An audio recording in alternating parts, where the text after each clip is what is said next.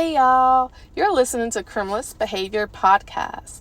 Today we're going over the second part of the Jennings 8 murders. It's also known as the Jeff Davis 8 case. If this is your first time listening, hi, my name is Sarah Soudier, and I'm your host for Criminalist Behavior Podcast. I want to thank you for listening to the show, and I hope you enjoy it. So, trigger warning. This episode may contain content of a graphic nature, including descriptions of physical and sexual violence against adults, and listener discretion is advised. This case in particular, as a recap, involves the death of several young women. I'm going to go ahead and do a synopsis of the case just to catch y'all up in case y'all missed anything. If you did not listen to part 1, I highly recommend you go listen to part 1 as I went over all the victims, how they were found, and a little bit about each of them. And today we're going to be discussing about the different suspects and any additional details in regards to the case. So the Jeff Davis 8 case refers to a series of unsolved murders. Yes, this is a cold case. This happened in Jefferson Davis Parish in Louisiana, where the bodies of 8 women were found in various swamp locations, roads, canals, and the surroundings in Jennings, Louisiana. All this took place in the years between 2005 and 2009. Most of the victims were involved in drugs, prostitution, or, what you know as your sex workers. And they all had common traits such as living in poverty, a mental illness, and history of drug abuse and sex work. There was one victim in particular that was not involved in any sex crimes or anything to that nature, and we'll go ahead and discuss any more into that. The victims also were informants of the police department, and they were involved with a guy named Frankie Richard, which we're going to discuss a little further in detail. There's also talk about how Ethan Brown, he's a writer of a book, how he went on in Jefferson Davis Parish and he did his own little investigation on this case. And to his knowledge, he doesn't believe that this case was done by a serial killer, but instead he believes that it was done by probably your local law enforcement. So, like I said, I'm going to go ahead and list the names of the victims again, just so you could be caught up with the case. So the first victim that passed away and was murdered, she was 28 years old. Her name was Loretta Lewis. The second victim was Ernestine Marie Daniels Patterson, and she was 30 years old. Kristen Gary Lopez was the third victim, and she was 21. Whitney Dubois was 26. She was the fourth victim. Muggy Brown, also known as Laconia Muggy Brown, she was the fifth victim at age 23. The sixth victim is Crystal Shea Benoit Zeno at age 24.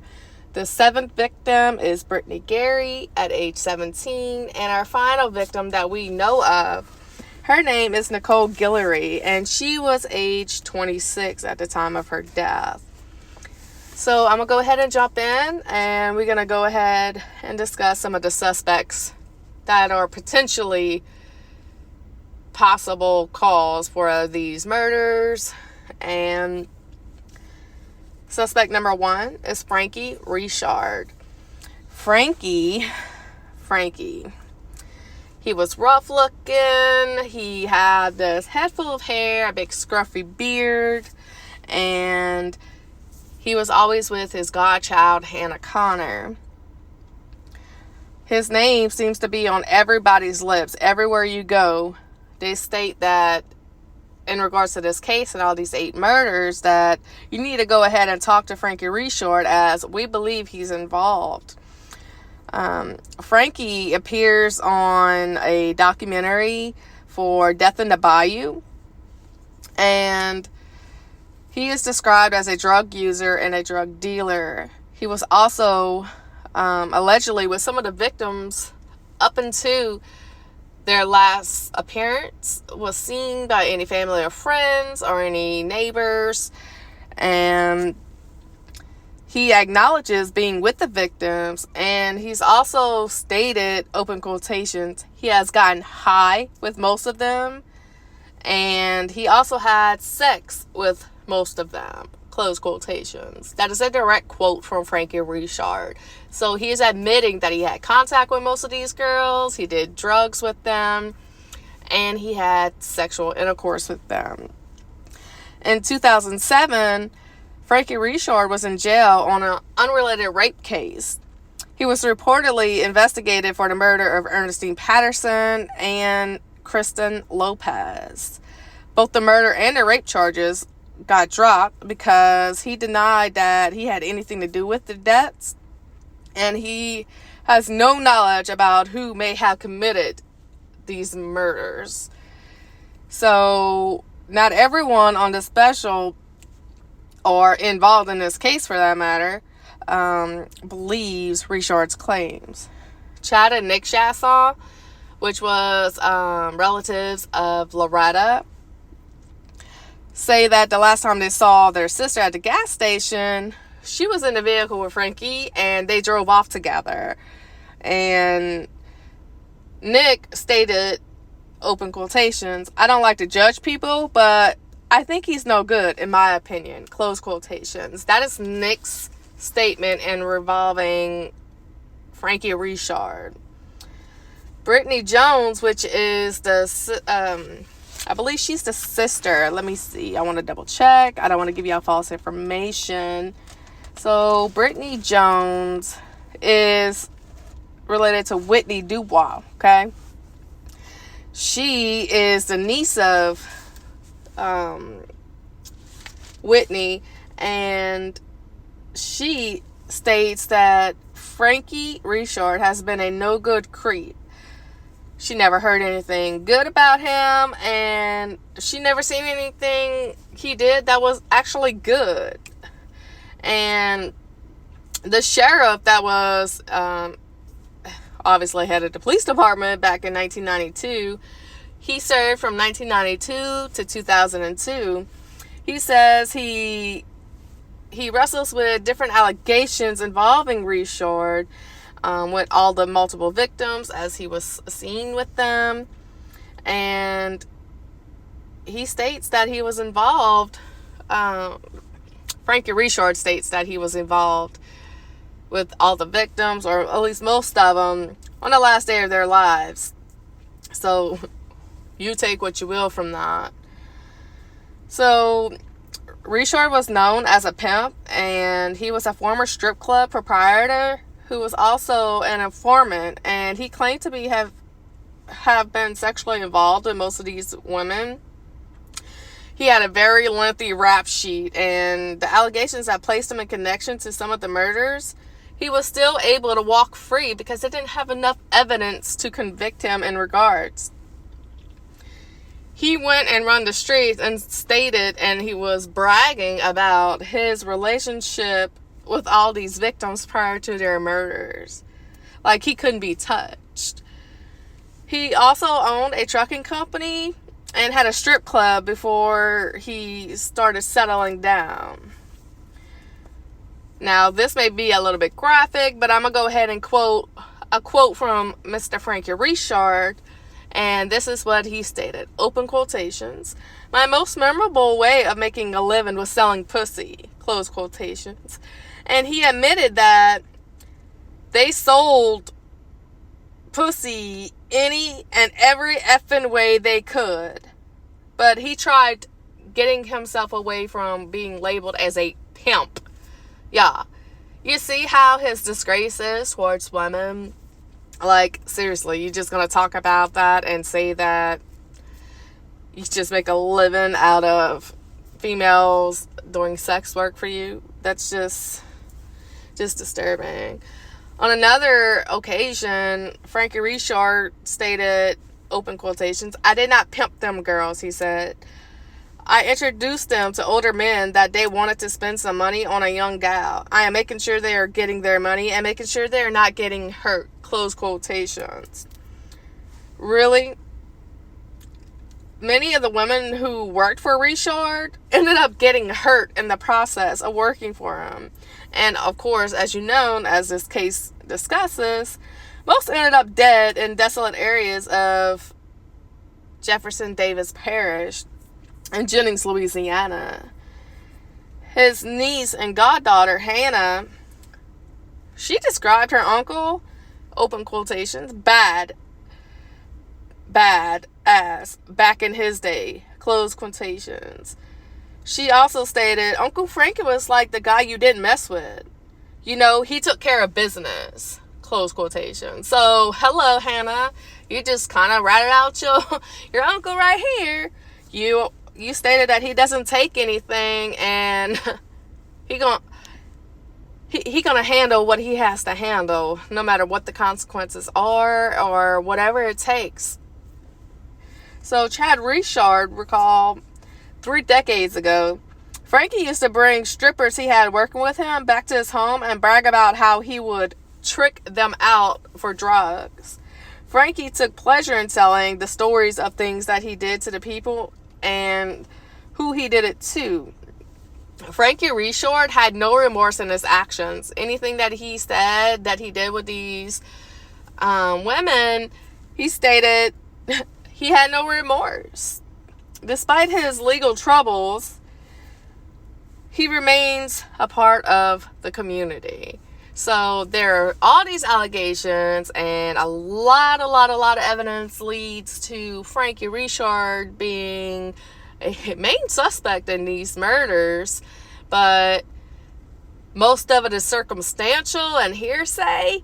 But the fact that he admits it, I mean, that should tell you right then and there. It's just the proof. They need something to tie him to that, whether it be a DNA or any of that nature. But with most cases that are involving prostitutes and drugs, the law enforcement doesn't put forth that much effort in regards to that. So they will not do these detailed investigations and dig deeper and deeper to try to find that evidence to link that suspect. They're just going with a serial killer.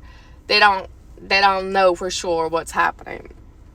So another suspect in this murder, his name is David Berry. He was a member of the sheriff's office, and he was pointed as a murder suspect by multiple witnesses. One of the witnesses stated that Berry would cruise the south side for prostitutes with his wife, after which they would drug the pickup with a spiked drink and bring her home to their sex room. So, a member of the sheriff's office with spiked drinks and keep him in his truck along with his wife. Pick up the girls, bring them back to the house, to their sex room. And despite all the allegations against Berry, he was only sat down with one interview with the task force, and he later died in the year 2010.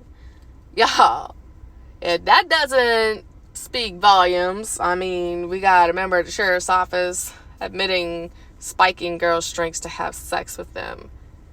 Disgusting. This is just one little side note about that police department and the investigation of these murders. So in December 2008, Sheriff Ricky Edwards with the Jefferson Davis Police Department, he announced that a task force was going to be held, and that would consist of 14 local, state, and federal law enforcement agencies to investigate these 8 murders. They beefed up the scrutiny around most of the prior victims to the last death, which was victim number 8. And obviously, all of them coming together wasn't enough to stop the death of the 8th victim, Nicole Guillory. The creation of the team was hoped that it would ease and push and pull between the different families and official investigators with multiple sources, that it only made matters worse. It didn't help this case at all. Some members of the task force did not do much to alleviate the tension in this case. And the Louisiana State Police investigated veteran Jefferson Davis County Detective Warren Gary, as he was a detective that purchased a truck from an inmate, and they fined him $10,000. He lost his job. He sold the truck, and he cleansed it from any evidence that could have been taken from that truck immediately after he bought it, after the victim was in there. So, yeah, you lost your job and you got fined $10,000. Another task force agent, Paula Guillory, she was a detective, and she apparently lost evidence, and she was fired. So, we got one officer that is drugging people with his wife in a truck, picking up girls, bringing them to the sex room. We got a investigator that bought a truck from an inmate where one victim was last seen with him. He done got fired, fined $10,000. And now we got Detective Paula Guillory, who lost evidence and was fired. I mean, most of the people that were interested in this case and trying to find answers in this case, and all these journalists believe that this case of these 8 murders is part of a police cover-up. Sheriff Edwards with the Jefferson Davis Police Department, he acknowledged for the first time that the deaths were possibly a work of a common offender. And the task force doubled, and there was reward information leading to the killer of these 8 murders. So, local coverage of the news and broadcast was part of the national media. And in January 2010, the New York Times came out with an article reported on the fear and frustration felt by all the family and friends of all these victims, and how local law enforcement butchered this case, that they did not solve these crimes. Residents in the Jennings, Louisiana town, they claim that authorities have not taken the investigation seriously because, like I said, victims were poor, they had drug issues, some were perceived by the police as maintaining dangerous and party lifestyles, but they believe that the deaths would have already been solved if they had occurred across the border in North Jennings. Because previously discussed in episode 1 of this, North Jennings was where the middle class and upper class people lived, and South Jennings is where it was like more poverty.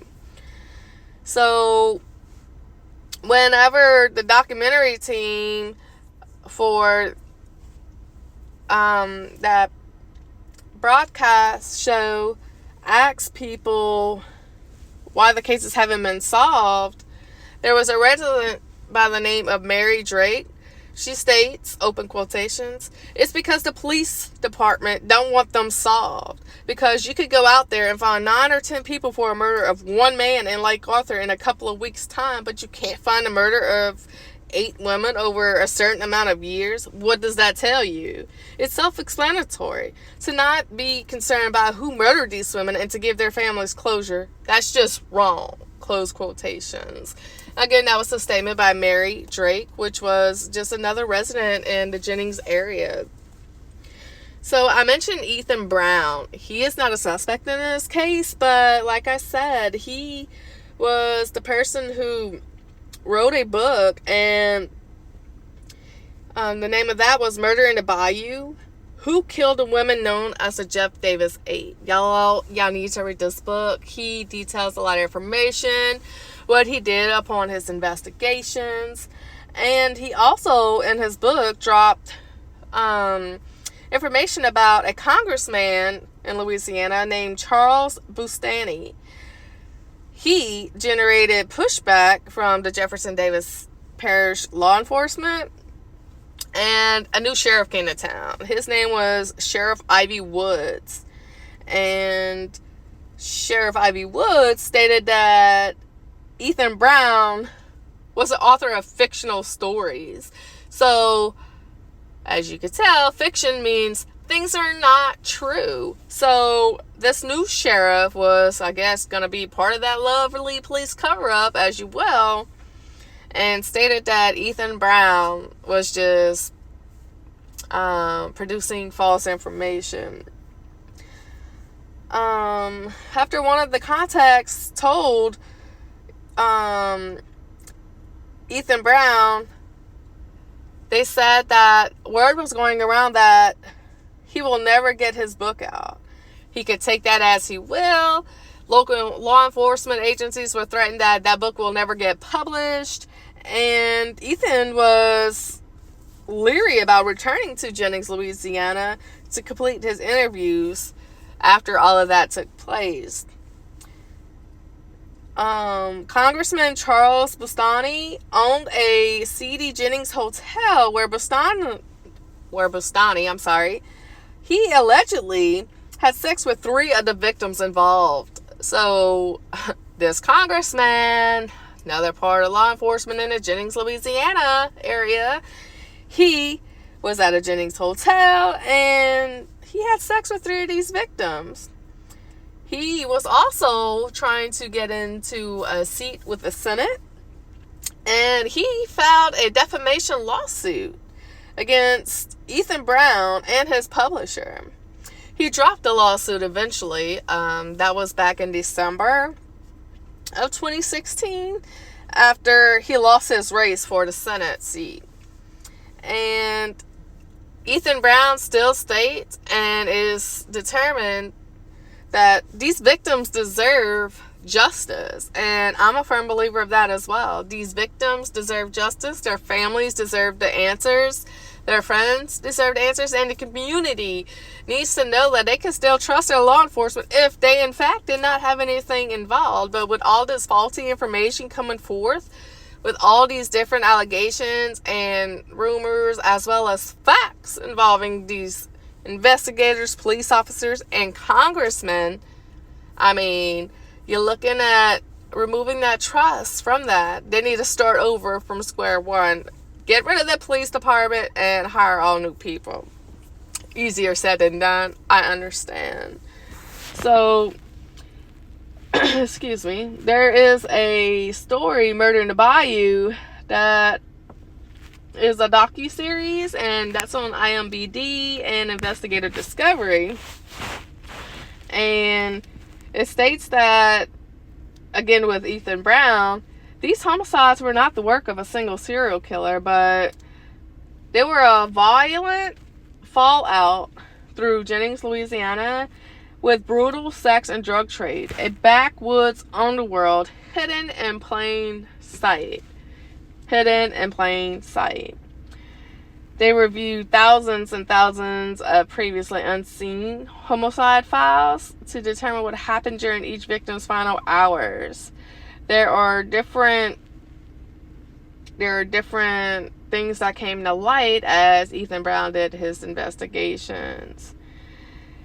It is believed that this case could have inspired HBO to create a series called True Detective, and that stars Matthew McConaughey, Colin Farrell, and I will probably butcher this name, and for that I do apologize, but I'm going to do my best as I can. Mahershala Ali. Rolling Stone stated that some of the allegations in Jennings of the officers that may have had sex with some of the women before they died, it was evident that evidence had been tampered with. Obviously, you got one of them that, lost evidence and was fired, and that just shows faulty police work. Most of these cases that you come across that are iffy or unsolved or have potential suspects, but there's circumstantial evidence, not enough evidence to convict, you do see a lot of faulty police work happening or different shady things occurring.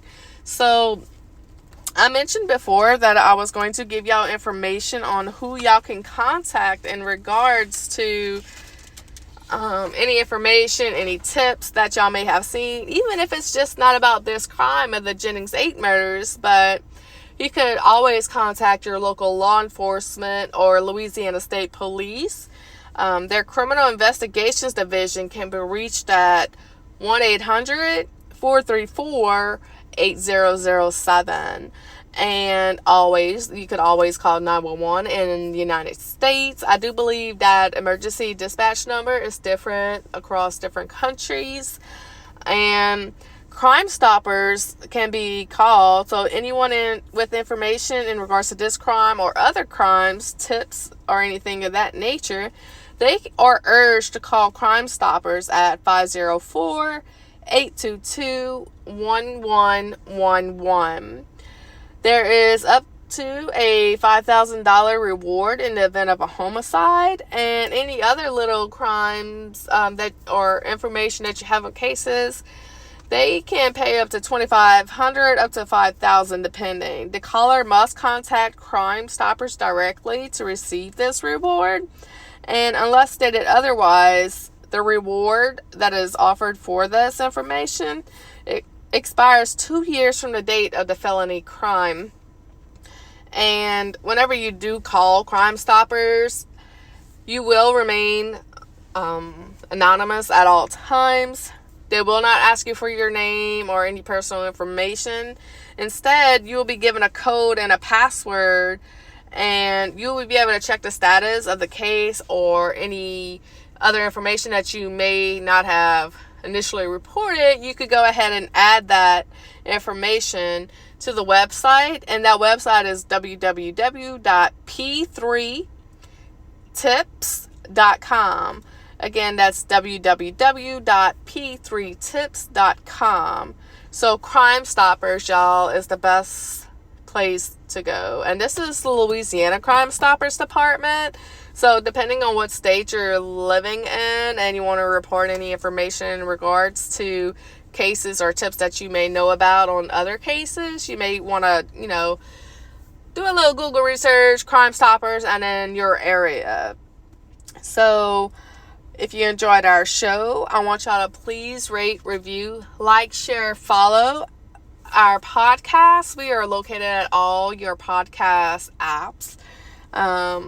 Just to go over a little of them, that's Apple, Spotify, YouTube, Amazon, Wondery, Spreaker, YouTube, the list goes on. And be sure to come back next week as we're going to be discussing a very, very, very horrible case. Oh my God. It is about a 6-year-old girl that was brutally attacked by her father's girlfriend, stuffed in a bucket and placed on her mother's lawn. Until then, this is your host, Sarah Studier, and please, like I said, don't forget to like, share, follow, or subscribe to our Criminalist Behavior podcast. Go ahead and leave reviews. Again, that's on Facebook or Instagram or your favorite podcast app. Thank you, and I hope you enjoy your day.